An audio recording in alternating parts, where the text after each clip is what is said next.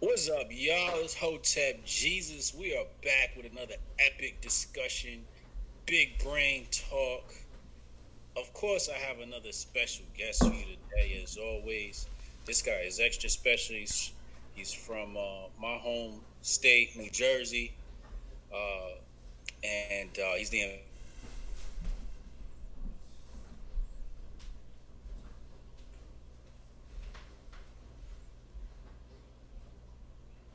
but without further ado, I'd like to welcome Dr. Shiva. How you feeling, bro? I'm doing great, Hotep. Great to be here. Awesome. Great to have you. You've been a highly requested guest. Um, my philosophy is with guests is I don't reach out to people usually, especially unless I know them. Usually, so whenever our people reached out to you and you responded promptly, we got this thing set up, and I'm very, very happy to be here. You're here. So let's just hop right into this thing, right? Um, you are from India, right? Tell me your story, as it progresses from India to the United States and how you're getting amalgamated into our culture. Well, it's an interesting story. It's many ways the American story, in a different way, in a different flavor, Hotep. But I grew up in two Indias. I grew up in India. I was born in India in 1963. India, as you may know, is a country within countries. It spans from thousands of years ago to modern times. In one scene, you can see it's a very layered country. So, I grew up in Bombay as a kid, which is, you see people driving on Armanis, or in Armanis and BMWs, and at the same scene, you see bullock carts and rickshaws and bicycles and beggars and slums in one scene. But I also grew up in a village in deep South India for about at least a third of my life, because my grandparents were poor village farmers. They used to work 16 hours a day. But my grandmother was also a healer. She was a village healer. And in Bombay, I experienced what was called a caste system. India still has this very unfortunate system with a lot of people in America, and the Indians in America don't talk about, because most of them are from the upper caste. But India has a system of caste where you have the upper people, which were called Brahmins, and then you have different tiers, and then at the bottom you have what are called untouchables or Shudras.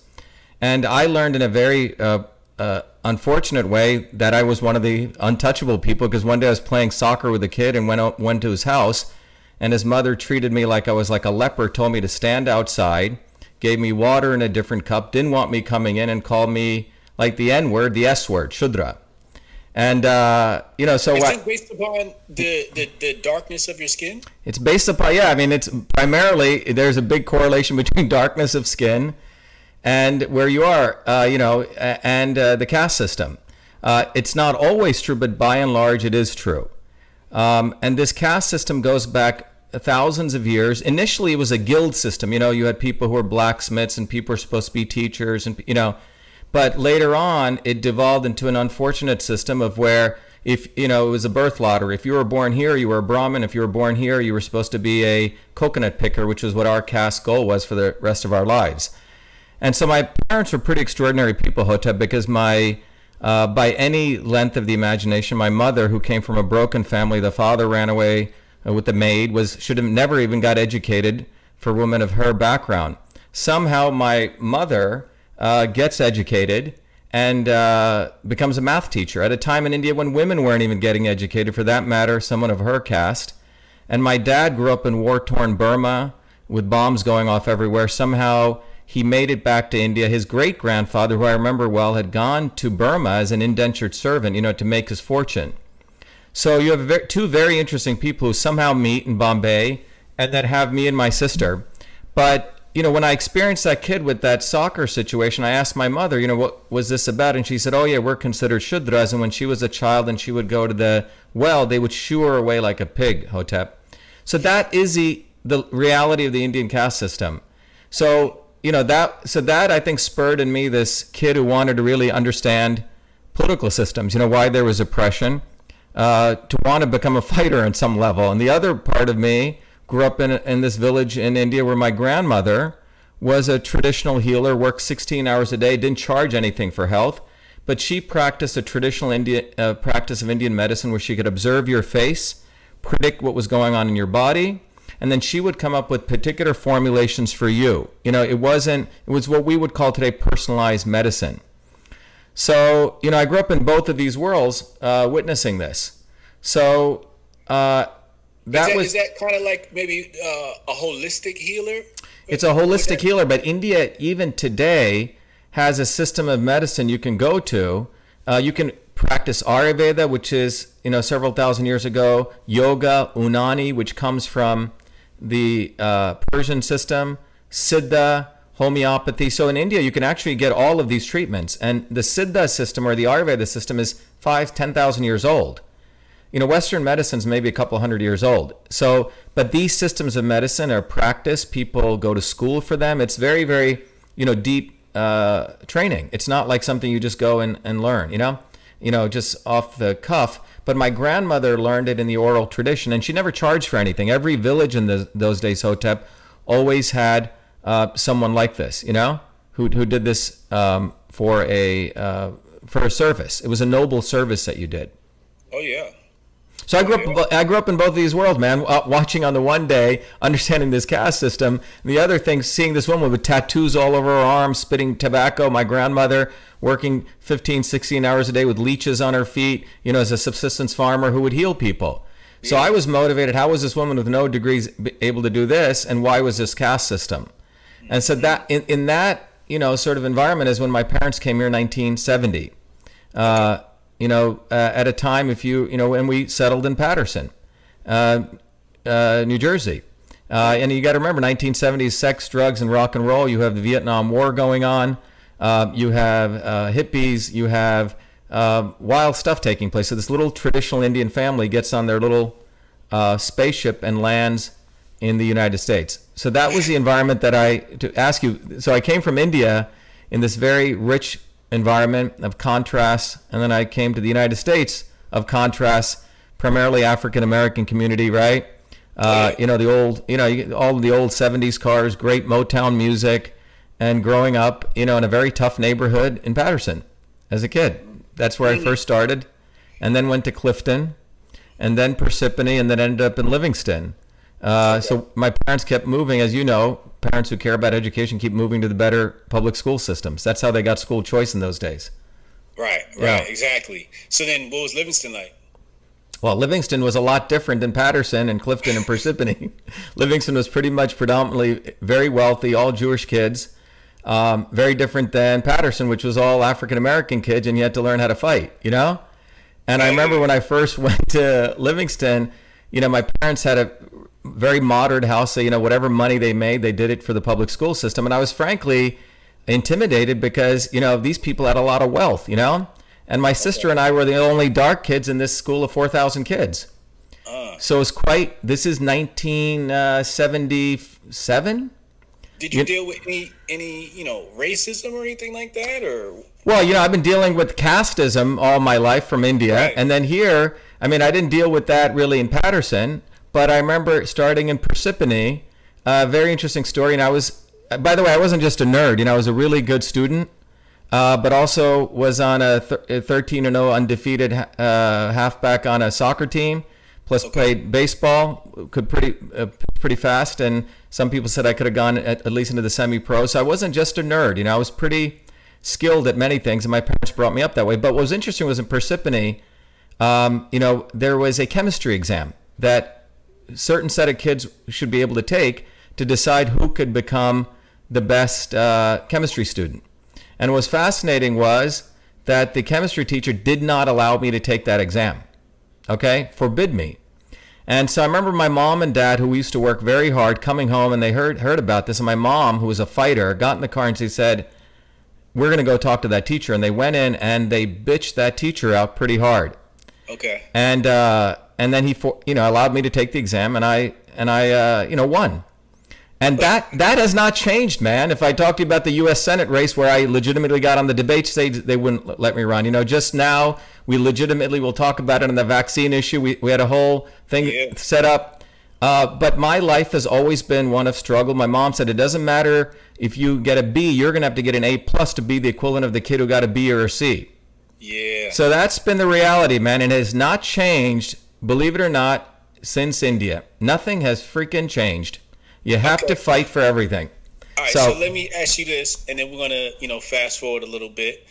How would these people in this Indian caste system view a black guy like myself? They're totally racist, man. Look, I know you use, there's the variation of the N word we can use, but we're all considered that. My friend, Michael, who's with Blacks for Trump, he goes, look, we're all, the N word, okay? Yeah. So as far as I'm concerned, if you look at my genetic profile, it probably goes back to Ethiopia, okay? Right. And if you look at, we are the darkies, okay, of South India. And to give you an idea, when I came to MIT in 1981, there were a lot of these Indian students. They would always try to figure out my last name because they wanted to figure out where I was, because most of them were the Brahmins who came from India here, on like robots, like AI robots, get their degree, get their PhD, get married, and then get settled, and they're done. They've achieved victory, glory in America.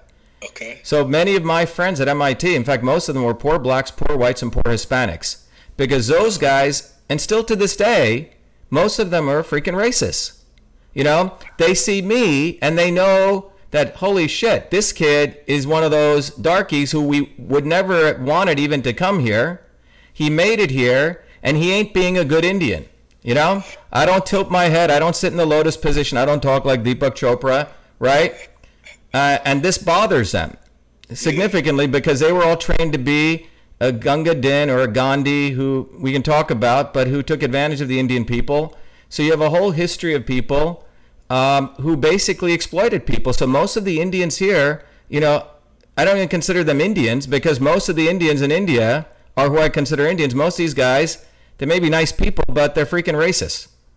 Oh, wow. All right, so... By the way, is the stream coming in all right for you? Everything out? Yeah. Okay. Yeah, it looks fine to me. Okay. I got excellent connection. Okay. There's chat. Let me know if there's anything wrong with the stream. Stream health looks fine on this side. I'm getting an excellent signal. For me, it's a little bit jittery, but maybe that's because it's going back and coming back.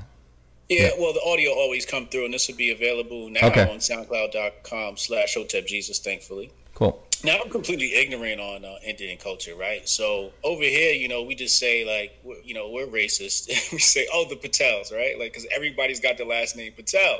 We're ignorant. So tell me what's going on. Like, there's a Shiva, the last name, and I'm sure this probably comes back to, like, world kingdoms from ancient times or something like that, and there's Patels.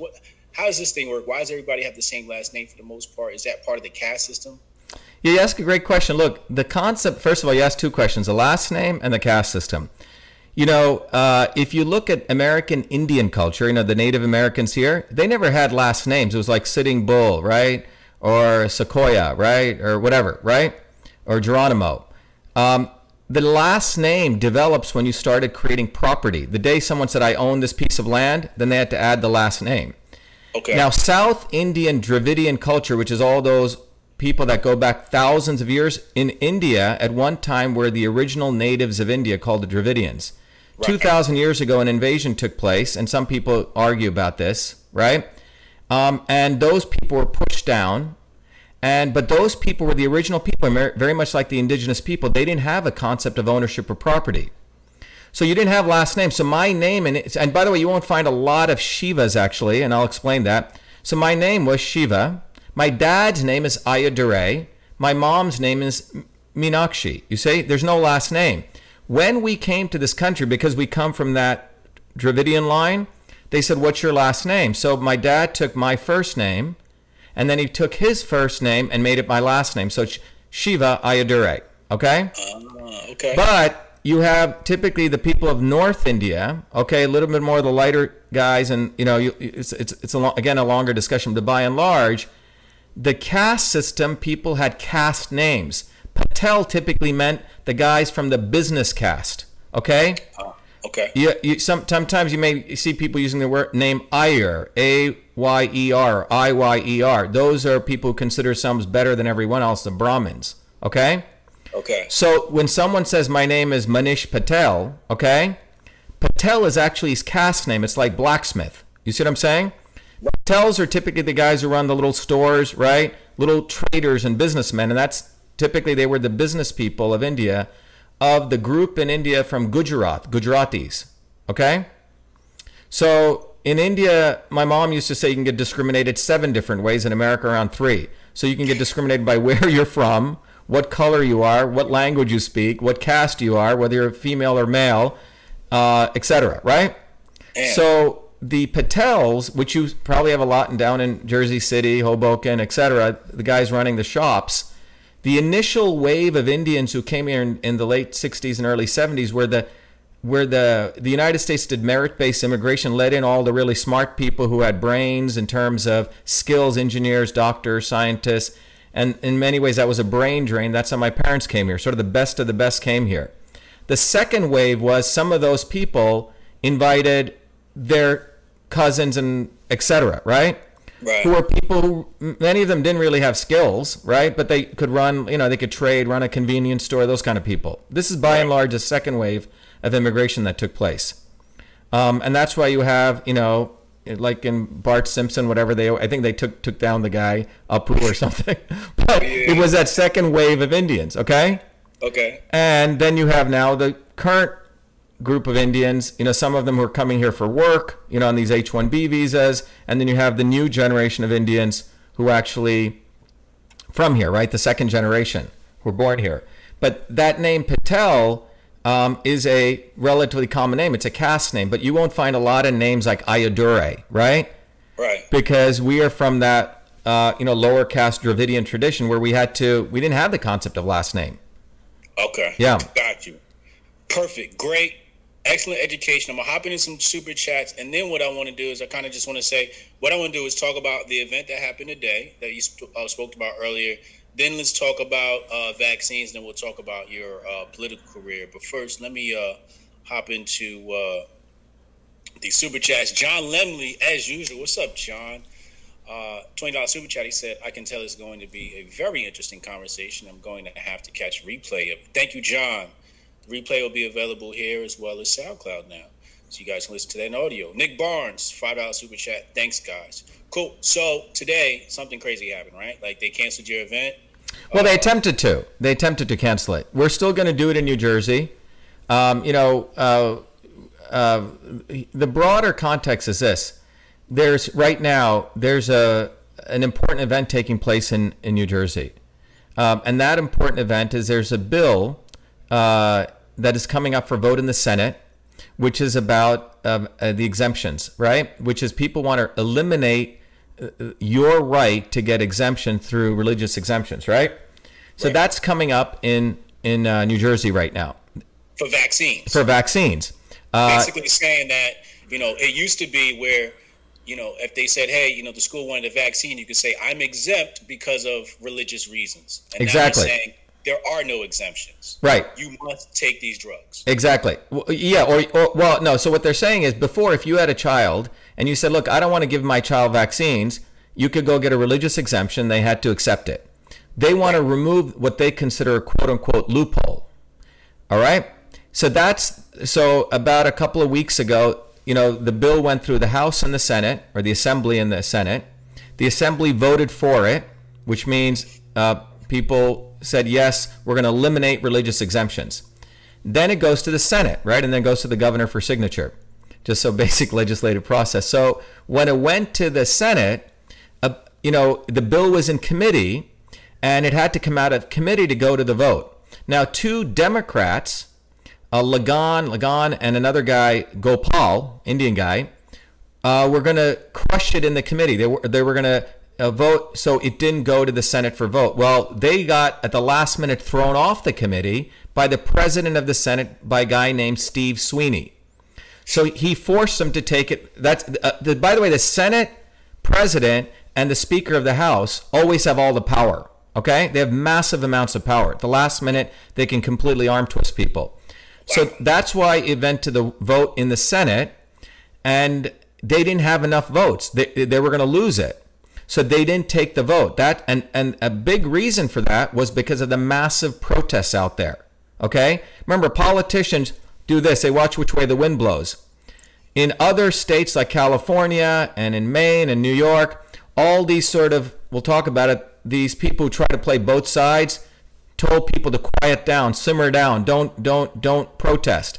And that's why they all lost there. When I got involved, I said, escalate the movement, protest like hell, because that's how you win. And they followed that advice, and there was massive protest. 5,000-6,000 people showed up. These congressmen basically scared the bejesus out of them.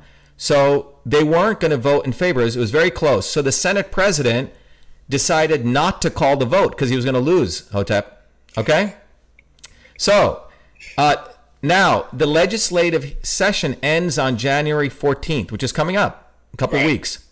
So they have a couple of, so the president of the Senate, Sweeney, who I invited to an educational forum, which I was going to host in New Jersey, he has been squeezing the arm, right, twisting the arm of people because he needs 21 votes, 20 senators, he needs 21 votes. So he's out there twisting people's arms, promising them stuff, money, all sorts of stuff.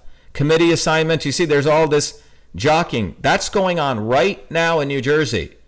Sweeney and the big pharma guys are twisting people's arms because if New Jersey falls, think about what this means. New Jersey, a lot of pharmaceutical companies, a lot of investment there by big pharma. If they fail, it's going to be a domino. People are going to say, you know what? That's how we win. We do what Dr. Shiva said. We protest on the ground. We build a movement, not just, suck ass to legislators all day. That's what they want you to do. So this is why it's a momentous event, politically and from a science standpoint. So what I did was about a week, 2 weeks ago, a week and a half ago, I went to Livingston High School, Just to give you the background, when I was at Livingston, remember, I said I was the only kid there, the only non-Jewish kid. I had a lot of Jewish friends, but the history is Jewish people always considered they're the chosen people. I grew up in that environment. Every time I'd succeed, a lot of jealousy there. I like my mom said, get an A+ to compete with a B. It's just the facts, okay? Yeah. It's just true, But yeah. I excelled there. And about by the way, Jason Alexander went to Livingston High School. Chris Christie went there, the governor. Harlan Coben. It's a very great public school. I was very fortunate to have amazing teachers. My high school chemistry teacher taught me the scientific method, Gerald Walker. He was awarded the Presidential Award for teaching. Great teachers. This is in the 70s when teachers really cared, held 3 or 4 jobs, Yeah. So I went into this amazing high school. That's where the school changed the rules so I could go to Newark and create the world's first email system, which I did as a 14-year-old kid. It was because of some really good high school teachers who allowed the rules got changed. People would fight. As I've shared with you, when I was 14, I finished up calculus, and my high school, Livingston, had no more courses to offer me. So I got an opportunity to go to NYU, and anyone listening, these are the facts of the invention. Hold on, wait 1 second. You were 14 and finished basically all the courses available. How do you do that? Were you independently studying? So here's the thing. In Parsippany, when I was in 8th grade there, we had a great teacher. This is before the Department of Education screwed up education. He had the math program that he gave you the standard curriculum, but if you wanted, if you wanted to excel, you could go. He listed out the whole syllabus. So I finished up 2 years in 1 year. Okay, analytic geometry, and so by the time I transferred to Livingston in my 9th grade. His good friend was a principal at the junior high school in Livingston, and he said Shiva is a very extraordinary student. Change the rules so he can go to high school and study calculus. So when I was in 9th grade, they got a special bus, and I got shipped to the high school to study with the seniors, and I finished calculus. So I only had some humanities courses left, Hotep. Okay? So after 10th grade, there's no more courses. I've gone through all the science and math courses. So I had, I love still English and history, had those left. And my mother that year in 78 saw a little paper clipping. She was working in Newark as a programmer at what is now known as Rutgers Medical School. And she had seen this little paper clipping in a New York newspaper which said a professor in Newark, Henry Mullish, was going to invite 40 students to come to Newark and study computer programming, computer science, in like a Navy SEAL-like intensive program. 40 students across the country would be selected. I was actually 1 year younger. I applied anyway and was very fortunate to get accepted. Okay, so, and my mom would drop me off, Newark, over at the PATH station, and I would take the train in, 6 in the morning, as a 14-year-old kid, walking through Washington Park, people selling drugs. It was a wild scene, man. My first day in Newark, 2 guys come busting out of the bank thing stealing. That's what Bleecker Street, Washington Street was like. You walk through Washington Park, people be like, try before you buy. And this 14-year-old kid's walking through there, and what was wild was, and that's where I went, and I graduated top of the class. I mean, you learn 7 programming languages, Basic, COBOL, ArtSpeak, Snowball. These are old languages, Fortran. And the professor, there was a guy called Henry Mullish. You can look him up. He settled in Israel last year. This year, actually, I went to his memorial service, and I gave a talk. So there anyway, was no C? There was no C language yet? Nope. This is before C, okay? Before C, 1978, a computer would fill your room and my room, big mainframes you wrote on punch cards. But I did, and I also learned a programming language for graphics where you could do beautiful art pictures. Ended up winning that art award too. So anyway, finished top of the class, come back. It's sort of a downer. Now you're coming back into high school. So what do? I'm a trained programmer. You went through like a Navy SEAL type program, educated at the Courant Institute of Mathematical Sciences, which is one of the elite universities. A high school teacher in Livingston High School, Stella Alexia, actually just passed away. She fought with the superintendent of schools, Mel Klein, and she said, this kid needs a different program or he's going to get bored. And they figured out a way that they arranged a bus so I could travel to Newark, and I was given a full-time job by a guy who's still there, Dr. Les Michelson. He gave me a full-time job, so I had humanities courses, and I'd literally go 8 to 16 hours, and I'd work sometimes 2 in the morning in Newark. A lot of people still today in those days were afraid to go into Newark. I wasn't. And my friends became the secretaries, the janitors, the people, everyone there. They loved me. I loved them. And Dr. Michelson, initially I did some work on sudden infant death syndrome, why babies were dying in their sleep. I built some algorithms, what you would call AI today, to figure out when a baby was sleeping, a pattern, to figure out when it would stop breathing. That's called an apnea. So I initially did that, but Michelson noticed I had really good skills at programming, and he gave me a big challenge. Now, many people over the age of 40 will remember in the 1970s or even now, many organizations, the way they had 2 communication systems for collaboration. You're in your office, I'm in, let's say we're both doctors, right? We used to use a phone. There was another system. There's no cell phones yet. There's no social media. They had the thing called the inter-office mail system. And that inter-office mail system, Hotep, was a very complex system. Now, they had these big microcomputers were just coming mainframes. You could send simple messages, one-line messages, text messages. That's not what I'm talking about. But on those big, in those systems, every secretary was always the servant of a doctor or researcher, and she was always a woman, right? Always on a desktop where they had the inbox, which was a wooden box, an outbox, which was another wooden box, drafts, folder. Behind her, there were things called filing cabinets with folders, paper clips, a thing called a typewriter where you would take paper and you would put it in it, bond paper, and you type a letter. Now, these memos had a very particular format: to, from, subject. And then sometimes if I was sending a letter to you and I wanted to hire somebody, right, I may CC my boss, okay? So you literally would put two pieces of paper, put a carbon paper, and you type away. The second paper is called a carbon paper. And let's say I attach the resume. You would attach a resume, attach a paper clip. You would put it in these envelopes, tie it together, and they had these pneumatic tubes. You'd put it in and it would shoot around the office, okay? Oh, yes. This was the inter-office mail system. It was a very complicated. If you had to do 20 CCs, the secretary would be typing away 10, 20 times, you see? Yeah. So I was asked to convert that entire system, which was the medium of collaboration.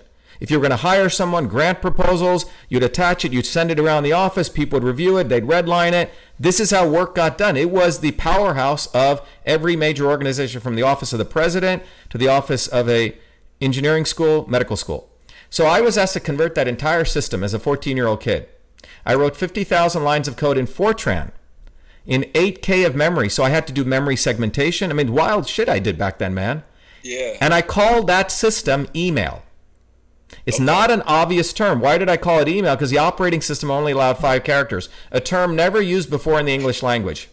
Wrote all the code, every feature that you see today, called it email. Won one of the Westinghouse Science Awards, which was called the Baby Nobles of the day. All right. Oh. And was a very humble, good Indian. Okay. I go to MIT in 1981. On the front page of the MIT newspaper, they highlighted 3 kids.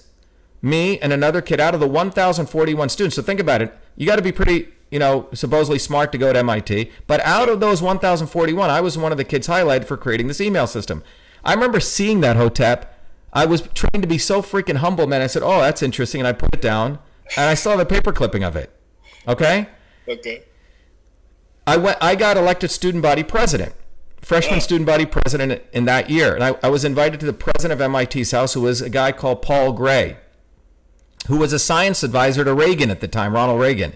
And he'd heard about me, and he said, and he pulled me aside. He goes, Shiva, it's too bad that the Supreme Court doesn't understand software. They don't even allow software patents.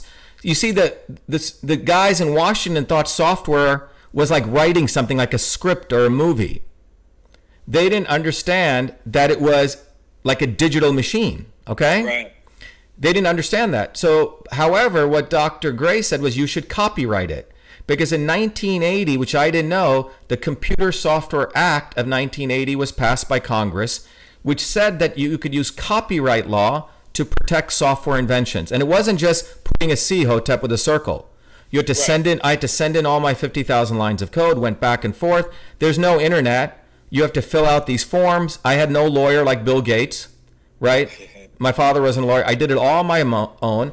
And on August 30th, 1982, when I was about 17 or 18, the United States government officially recognizes me as the inventor of email. I have the copyright. Okay. Okay? Yeah. All right, so I wrote all the code, called it email. I have the freaking copyright. There's no freaking controversy who invented email. So how much do you get paid for that?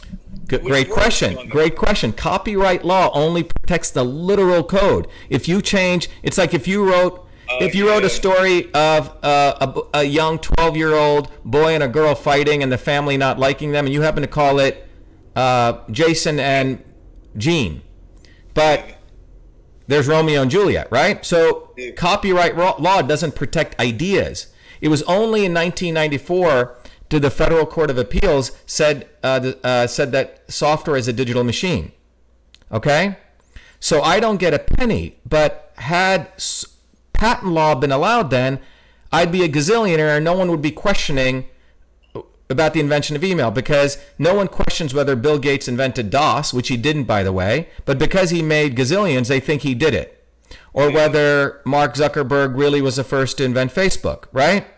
Yeah. But I was ahead of my times in many ways because the laws were behind. But I made money other ways. But my point is, email was invented in Newark, New Jersey, number one.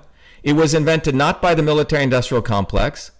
It was invented by a kid trying to help secretaries, women, who all the other, mainly white people in their little white lab coats thought were stupid and could never use a computer. I helped them go from the keyboard, from the typewriter to the keyboard. That's what was done. It was a civilian application. Now, how does that proliferate? To go from Newark to mass adoption. Yeah. So here's the thing. I am not saying that someone would not have invented email if it wasn't me. Someone would have. It's like someone would have invented the airplane, right? If the Wright brothers didn't do it, right? It was a convergence of office, computing, everything was coming together, but I was the first to do it. Now, when I created it, I put all my code, everything I did, in the Library of Congress. Now, you got to understand, today when Apple creates something or IBM, right, what do? They basically are very non-disclosure agreements, secrecy, right? I mean, when we were creating this, we did it, when Dr. Michelson's lab was fully open. I gave seminars, man. I said 50, 100, 200 people show up. We didn't say, oh, we're making email. HP was there, right? IBM would show up, right? We were totally sharing everything. We weren't like Steve Jobs, holy shit, who's going to steal my stuff? We were open architecture. Okay. So if you look at the history of this, it goes into the Library of Congress in 1982. Shortly thereafter, in 1984, is when Eudora comes out, right? And AOL, etc. I don't have to prove that they took my code, but the fact was I was the first to create email, call it email of the copyright. Right. Just like if the Wright brothers didn't use it outside of that office. Oh, it was used. Well, it was used not only in that office, across 3 networks. Remember, Rutgers Medical School was not only in that office, it was over at New Brunswick, right, Camden campus, Piscataway campus. I mean, you don't need the internet, by the way, to use email. This is a myth. In the old days, between 1978, from the time when I invented email, up until 1992, email was an inter-office application. People used to put a bunch of LANs together and have these products running. Yeah. If you, in 1993, when I used to ask people in seminars, how many people have an email account? Out of a room of 1,000 people, only 2 people had an email account. In 1993, email became a consumer application. Why? Because the World Wide Web came. Right. And that was a front end to the internet. And that's when Hotmail and Yahoo and all those guys came. But there's a lot so anyway, so email was an business application. Why? Because it came from the inter-office mail system. Yeah. There's a direct line from there. Now, I never spoke about this, didn't want credit for any of this. However, in 2011, my mother was dying of a horrible disease called pulmonary fibrosis. 3 months to live, and in a beautiful suitcase, Hotep, she had saved everything. Okay? And she had saved everything. The editor of Time magazine, the only journalist to review it, he went through everything, and he wrote an article. You can look it up, November 11, 2011, called The Man Who Invented Email. 11/11/2011. 3 months after that, the Smithsonian contacted me. They said, oh my God, we didn't know this was here. You have a treasure trove of documents. And it was them in the Computer History Museum. A good friend of mine said, put it in the Smithsonian. So on February 16th, 2012, they held a beautiful donation ceremony. There's pictures, there's video, and it went into the Smithsonian. That evening, a young African-American reporter for the Washington Post interviewed me. And she wrote an article called Dr. Shiva Ayyadurai, honored as the inventor of email by the Smithsonian. And that's when the shit hits the fan. Okay? Because it was like a new skull was found in Africa. You see? When it went into the Smithsonian, all these quote-unquote historians who had already written the history of the email, that it was done by some white dude with who looked like a nerd. You see, you have to look like a nerd. You can't be a good-looking Indian guy who lift weights and is strong. There's a segregation. You have to look stupid and look all fucked up, excuse my language, right? Then you're a nerd. Then you're qualified. This guy was like a casting call, beard, glasses, and he did not write email. He all he did was he wrote a caveman version of Reddit, attaching text to the bottom of a file, did 15 minutes of change to an FTP program. Okay? What happened was Raytheon, a missile defense company, had bought the company he worked at called BB&N. And if you went to their website in 2012, the front of their website said Raytheon, inventor of email. Why? Because Raytheon was moving from the defense world, which missile sales were coming down, into cybersecurity, which is a $270 billion market. So when my stuff went into the Smithsonian, and they put that guy, that nerd's picture up. Okay? He was their little mascot. So when my stuff went in, I threw a wrench into their bullshit. And it's all documented. So what you see is this screwball historian, frankly a racist. Okay, and we should discuss racism because there is racism. Republicans think there isn't, and the liberals think they own racism. Okay, there is real racism in this country, and it's never discussed. And because they never let the darkies discuss racism, it's only for whiteys to discuss racism. Unfortunately, okay. No, because they don't want the real discussion of race. Because it's don't use the N-word, don't do this, pray to Martin Luther King, therefore you're not racist, right? But if you break on Malcolm X, if you use the N-word in the right way, they don't want you to do that, okay? And so what's happened is when it went into the Smithsonian, it was holy shit. Email came from Newark, New Jersey by this darky, 14-year-old, and he ain't a good Indian, okay? He talks back. That's what bothered them more than anything. And what was interesting for me was, you have to understand, Hotep, up until that point, I've always fought for others. I never had to fight. You know, you can find a picture of me as a 19-year-old kid burning the South African flag on the steps of MIT. MIT had tens of millions of dollars investments in apartheid South Africa. I led one of the biggest protests, and we forced MIT to get rid of those investments, but it was a massive defiant protest. I made sure food service workers at MIT got better wages. I was a guy who fought against Monsanto. when I went back to India in 2007 on a brief scientific research, I was recruited by the Indian government to run the largest scientific center. I exposed corruption in India under death threats, had to leave. But this time when these people called me an asshole, a dick, a fraud, it's quite amazing. Gizmodo called me all these names. In fact, one report said this curry-stained Indian should be beaten and hanged. This is 2012, man, so everyone should be listening to this. Wait, where was that published? It was in a blog. So go look at... what's that? On Gizmodo? Well, Gizmodo, they referred to Gizmodo. The shit that happened is, and I was teaching in 2012, one of the most important and popular... I was teaching at MIT, not like Elizabeth Warren taking $350,000, running my company and teaching an amazing course called Systems Visualization. And when it went into the Smithsonian, thousands of calls come into MIT saying, this guy's a fraud. This guy's a liar. He needs to be fired. Because I dared defend that I did invent email in Newark. You see? Yeah, yeah. And I mean, it was quite wild, man. I couldn't believe it. All my 4 degrees didn't mean shit. No one at MIT defended me. Why?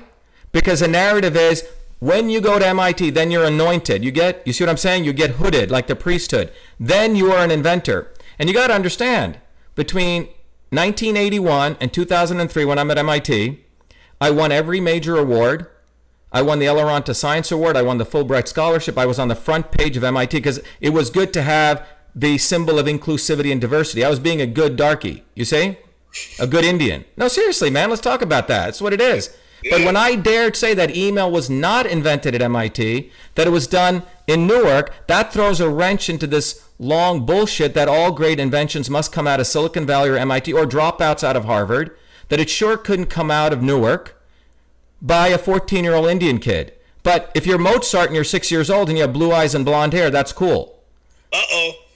Okay? No, white people, if you're listening, you got to understand this. And by the way, a young white guy is the one who created TV.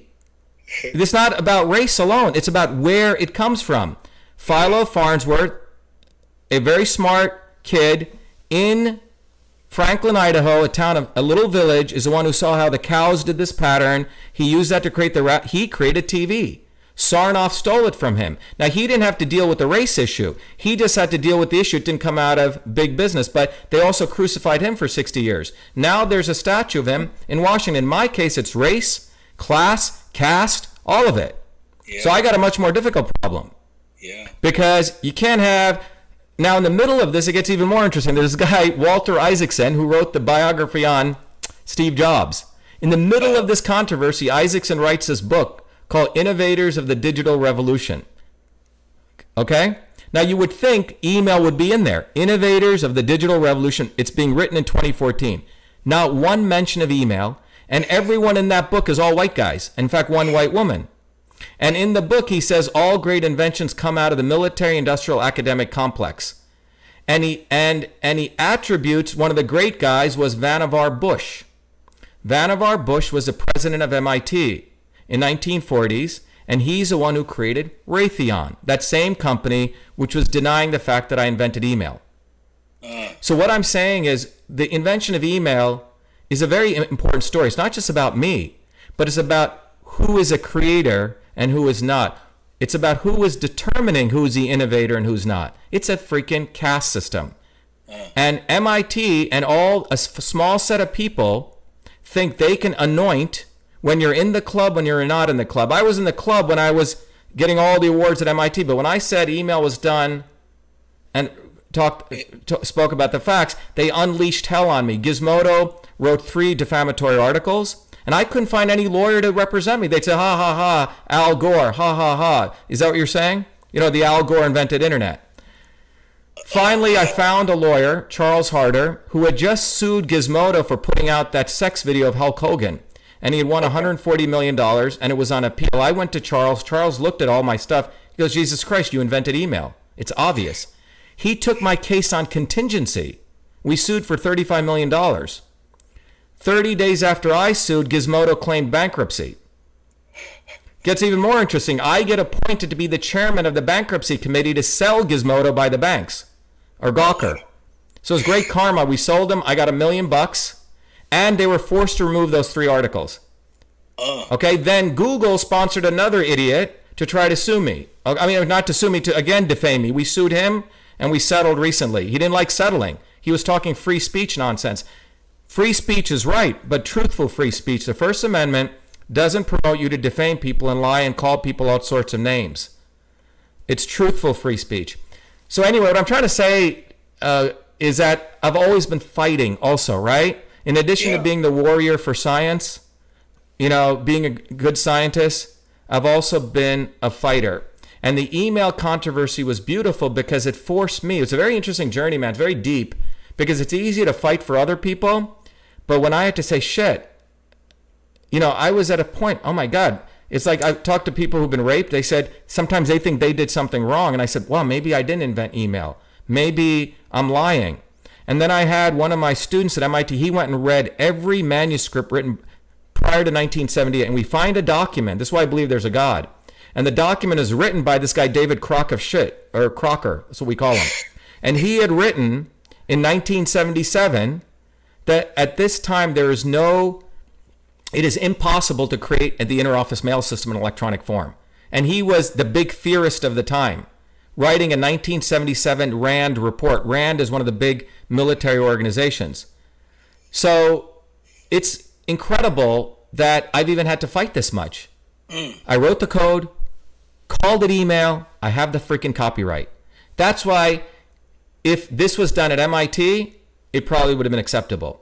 Yeah. Maybe if I was a blonde-haired kid growing in a rich suburb like Livingston, and I was white with a certain name, maybe there would be no issues.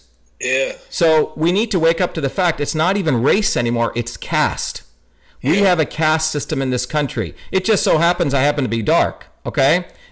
But I'm telling you, if I was from Newark and I was a white kid, and it would be the same thing, just like Philo. My issue is I have multiple layers, like my mom said, of oppression I deal with. And the problem they have is that I'm not a good Indian. That's what really bugs them. You see, most guys would, okay, I didn't invent email. Okay, very good. Bye-bye, right? That's what I would have done, man. Okay, you're right. Okay, I'm not going to raise, right? But I wasn't willing to do that, man. I'm an American. I'm a New Jersey kid, and I learned how to fight from working class people that I grew up with who taught me how to, you know, mow lawns, how to paint, how to work freaking hard. Yeah. I grew up with everyday people in that university who were, you know, most of them African Americans who I knew had nothing. And every time I remember my grandparents in 1975 when I left India who lived in huts, you know, who had nothing. Those are my people. So I don't give a damn about what these people think. Yeah. So that's why these people are so afraid when a guy with an MIT PhD who's done the work, who's won all the awards, who's an esteemed scientist starts speaking out against vaccines. Yeah. Because it's their worst freaking nightmare. Yeah. Jersey, we breed a different pedigree of people. Speaking of Jersey, Chad Lemoyne in the super chats, $4.99, he says, this whole story is just to pump up Jersey. Shaking my head. Just kidding, Hotep. Yo, Jersey's on the map. Chad, you better watch out, man. Well, here's the thing. You know, if you look at New Jersey, when I was working in that medical school, I was 14. You know, it was a small lab. I was treated like an adult, Hotep, by Dr. Michelson. The rule was I'd come in with my briefcase, organized. I had my own desk. The rule was I'd be treated like an equal by all these other people. There was a physicist, Phil Goldstein. There was, a lot of great people in that lab. And a lot of smart people. New Jersey, that New York area, has a lot of freaking smart people, but they haven't done their marketing well. So MIT and Silicon Valley gets all this credit. But that area has produced some, in addition to the invention of email. You know, but the problem is people are embarrassed to look at their own greatness sometimes, you know? New Jersey has a lot of great people and down-to-earth people. Boston, Massachusetts is one of the most racist places. It's overrated. You know, seriously, when I came to MIT when I came to my freshman class, I was sitting around studying computer science. I already done all this stuff. It's like a mechanic who's built super cars and he's studying mechanical engineering. It's like nonsense. But and what I also noticed was many of these people are trained to look and think what intelligence is. I would see kids at MIT, Hotep, who'd come in as a freshman year, normal-looking kids, Suddenly, by the end of freshman year, they have weird nasally voices, making weird twitches. I'm being serious, man. Like as though you had to behave like a nerd to be intelligent. Yeah. You see what I'm saying? You want to be part of that club. Yeah, it's like the club, right? You have to speak like this, talk like this, then you're a nerd, then you're intelligent. So I moved off campus. I lived in Dorchester, an all-black neighborhood, for 2 of my years at MIT because I couldn't deal with this nonsense. Okay, Right. but no one even told me about MIT. No one at Livingston told me until 2 weeks before I applied, and it wasn't them. My mom had helped these 2 women who one of them got thrown out by her husband. She met at the Stop and Shop or the A&P, and she let him stay in our house in the basement apartment we had. And one of them had a boyfriend who said, Shiva, you should go to this place called MIT. And I applied to Stevens and I think Princeton at that time. Right. And I said, what's this? He goes, it's the Massachusetts Institute of Technology, and showed me the application, which is dome. I said, this looks like a mental institute. It looked crazy. And I wasn't going to apply. Something about it didn't strike me right. Yeah. So he came back 2 weeks, essentially 2 days before the application was due, and he wouldn't leave. So I took a pencil and I filled out the application. I got accepted. And I remember coming to MIT to this day, walking up the 77 Mass Ave, and I saw these people who looked really sick, like physically sick. And I went back and I said, I'm not going here. These people look ill. And my high school teacher, because, the teachers in Livingston get credit, the high schools are rated by who they place where. Then they suddenly started, oh, no, you should go to MIT. And they convinced me to go because Boston was a cool city. And that's what brought me to MIT. But the day I came to MIT, man, it wasn't about science. I learned how to fight systems. I learned about systems. I started doing medical research. I learned, that's what I came to Boston about. And Right. So I want to just talk about race really fast, and then I just want to touch on it really, really quick because you made a great point. You said Republicans want to act like there's no racism and liberals want to have a monopoly over it. Why do Republicans or the conservatives want to dodge the race question and act like it doesn't exist and minimize it? Because they feel guilty, okay? Because they haven't addressed it and they know that it does exist, but they don't know how to deal with it, right? And because they haven't put the intellectual rigor into understanding it, they let the liberals, who are fake intellectuals, own it. So what's happened is the liberals basically come in and they say, don't use can I say Nigga on this thing or no? You say it. Okay. I'm not going to say the ER, but if you don't use a nigga word, then you're not racist, right? Okay. That's what they say. Okay, so that's their check mark. Okay, you're not racist now. Okay, you must bless down to Martin Luther King as a great fighter, not Malcolm X. Okay, check. Now you're not a racist, right? Check. You believe in affirmative action. Now you're not a racist, okay? But the reality is, as I've said, using the N-word, in many ways, we're all niggas on the white liberal plantation. That's what we are. That's what we become because the white liberals are the biggest racists. When I ran for U.S. Senate as an independent, I put only the real Indian can defeat the fake Indian, and I put Warren's headdress. It was a great campaign. We would be distributing flyers, and all the white liberals who all look like Warren would call me a racist. I said, you know what? You're a racist. Because Elizabeth Warren used race to advance herself. That's racism. Putting a headdress, using the N-word, whether I believe in Martin Luther King or not, that's not racism. You see, the white liberals have bounded racism into this little box. And as long as you're in that box and you're not racist. Meanwhile, they're the biggest racists. They're the ones who wanted to deny the fact that a dark-skinned guy in New Jersey invented email. All the white working class Trumpers actually know the facts. I don't see them attacking me. Yeah. You see what I'm saying? It's the white liberals, as Malcolm X said, the northern wolves. They're the racists. And if you look at Massachusetts, it's the center of the center of the center of racism. Because when the British lost, they didn't get on a boat and go back to London. They became embedded in here at institutions like Harvard. Okay? And we'll come back to that. But the point is, so the Republicans, and the Republicans do this on every freaking issue. They don't fight climate change hard so they let the liberals own it. They don't fight the gun issue hard because they don't know how to do it. They don't know how to fight the vaccine issue hard because they don't know how to do it. And then when a guy like me comes to help them, they want to deny it because internally they're part of the establishment Republicans. When Trump comes, they want to deny him because he's willing to throw bombs at them, right? But the bottom line is the Republican establishment and the Democratic establishment are one, okay? The liberals are just smarter. The establishment Republicans are just stupid, okay? Yeah. That's what the reality is. So that's what you have. So what you have is there is racism. And the racism I'm talking about is the fact that we never built infrastructure in inner cities. That's racism. When the civil rights movement took place, the Kennedys selected Martin Luther King. Great speech, don't get me wrong. But it was a freaking circus. Malcolm and all those people were pushed to the sidelight. In India, there were people who wanted to have a good bloody revolution and kick out the British, which would have been good. Instead, they brought in this guy Gandhi, who was a racist, imposed him on the people of India. He manufactured a quote-unquote transfer of power. There was no Indian independence, okay? And India had 70 years of suffering, and white men with crowns left. Meanwhile, brown men with white hats took over. So in every place, that's what's happened. You go look at Africa. So the white liberals, now it's a multiracial aristocracy of liberals, including the Obamas, are all very good at perpetuating real racism. So the inner cities after civil rights never got addressed. We never built infrastructure there. We gave people some bones. Okay, we'll let a few of you into college, and we know you're going to fail anyway. Okay, so we'll give you some programs. And then they created a black bourgeois, a couple of Obamas and Malik Obama and those kind of people, right?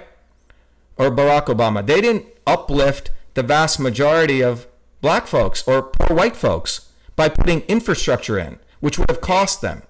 So over and over again, what you see is the white liberals, and now it's a multiracial aristocracy of liberals, do not want to address racism because they know they're the real racists. And they're racist towards poor whites, they're racist towards poor blacks, poor everyone, right? It's a caste issue now. Yeah. It's an aristocracy now, man. Yeah. So when I'm running for U.S. Senate, I'm a Republican running. Governor Bill Weld is a Republican. Charlie Baker, Bill Weld, a Republican, has endorsed Joe Kennedy, who's a Democrat. They're so afraid of the darkie, man. Not only the darkie, but the fact that I'm an untouchable from India. You see, so this is going to be an interesting election. That's why I think we're living in amazing times, because it's an opportunity to realize we live in a caste system. My parents thought they were leaving the Indian caste system, but we've entered the American caste system. It's no longer Democrats versus Republicans. It's about, are you in the in crowd or are you in the out crowd? You know? Where are you running? What state? Massachusetts. Massachusetts. Okay, damn. Massachusetts, man. Massachusetts is the epicenter of the swamp, and Harvard is a sewer that feeds that swamp. So it's the truth. You can trace every economic calamity, by and large, without hyperbole, to some guy who graduated out of Harvard. Look, that guy Jonathan Gruber, the MIT guy or MIT, he's the one who said people are stupid. I can sell them Obamacare. Right? People should go look up Jonathan Gruber. And there's a great YouTube interview with Jonathan Gruber and Trey Gowdy. It's quite amazing. And here's a professor at MIT who should have been fired. He called people stupid. He knew Obamacare was garbage, and yet he sold it through. We got super chats. Shout out to T West, $5 super chat. He said, raw interview. This is what I'm here for. Word. I hope the chat is enjoying this. I hope the viewers are enjoying this. I'm enjoying this. This is epic. It's already epic. We're only an hour in. Now, let's talk about what the Democrats tried to do to throw a monkey wrench in your event against the vaccines. Yeah, let's talk about that. So, a couple of weeks ago, going back to Livingston High School, I went back to the principal there and the head of the science department, who have a very good relationship, because several years ago, we got a bunch of the Livingston High School students involved in some research I was doing in my company, which I'll talk about, Cytosolve, to show how genetically engineered foods at the molecular level are different than organic foods. So I had a bunch of the students involved. I didn't have to, because it was my way of giving back to my high school. And in fact, I put those 5 or 6 students as authors on a paper I wrote, which is a great thing for them. Many of them got into some great schools. So I called up those, and they held an event there where we had a big public forum where I think it was I think 1,000 people showed up, 700 to 1,000 people. It was a big event where we educated the public in New Jersey about genetically engineered foods. You know, I didn't get paid a cent for it. I went back there. I did it as a public service to New Jersey and Livingston. Okay. So a couple of weeks ago, Hotep, I called Mark Stern and Brian Carey, very nice guys. And I said, look, there's a vote coming up, as you guys know, in New Jersey on, we didn't know when it was coming up. I would like to educate people. I said when I was by the way, the guy who called is my AP chemistry teacher, because I just reached out to him, Gerald Walker. So, oh, okay. Yeah. So I said, look, what is happening across this country is the scientific method is taking a backseat to scientific consensus. So what I mean by that is, you know, when I was in 9th or 10th grade, Mr. Walker taught me the scientific method. Well, what is the scientific method? The scientific hypothesis. Hypothesis. Exactly. Experiment, conclusion, and then again. You go around, right? So you observe something in nature, an apple falls from the tree, and you say, oh, okay, my hypothesis is something, right? That the earth has gravitation, it pulls that apple down, right? And then you do an experiment, right, to test your hypothesis. You gather the data and you build a model. So let's say Newton built a model, F, the force that the earth pulls that apple, or the force between two objects is G times M1 times M2 over R squared, right? So that was this, and then he tested it, and eventually becomes Newton's law of gravitation, right? Right. Now, that is a scientific method. And once you have a law which explains what is happening, sometimes people try to go even deeper than the law and try to explain why it's happening. And that's called a theory, capital T, like the theory of relativity, or the theory of general relativity by Einstein was trying to explain the law of gravitation. And again, a theory is only as good as an experiment that breaks it, okay? But science is always recognizing that you have to do this process, right? That is the scientific method. And the scientific method doesn't give a damn about what color you are, whether you're black, white, how good looking you are, how much money you have. When you make that hypothesis, which Richard Feynman called a guess, and Richard Feynman said it doesn't matter what background you come from. If your guess is wrong, it's just wrong. You're wrong, okay? Doesn't matter. What's beautiful about science doesn't matter whether you're Democrat, Republican, what freaking opinions you have, right? When Galileo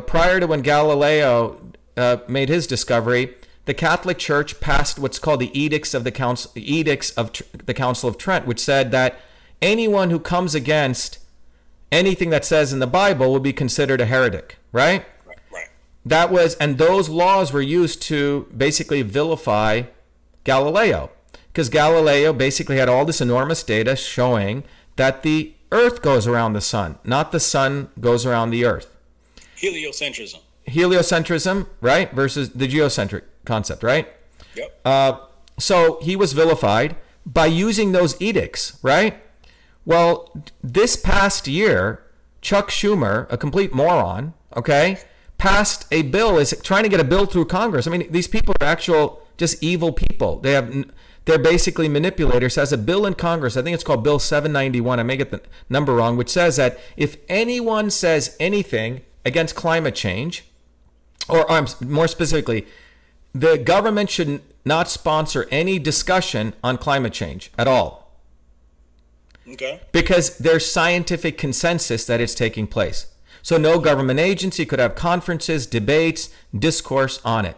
That is eeringly similar to the Council of Trent's edicts. Okay? It doesn't matter if 99% of the world thinks the sun goes around the earth. It doesn't matter. If you have the data, the opposite is true, and the evidence, that's the truth. Science is not about a vote, okay?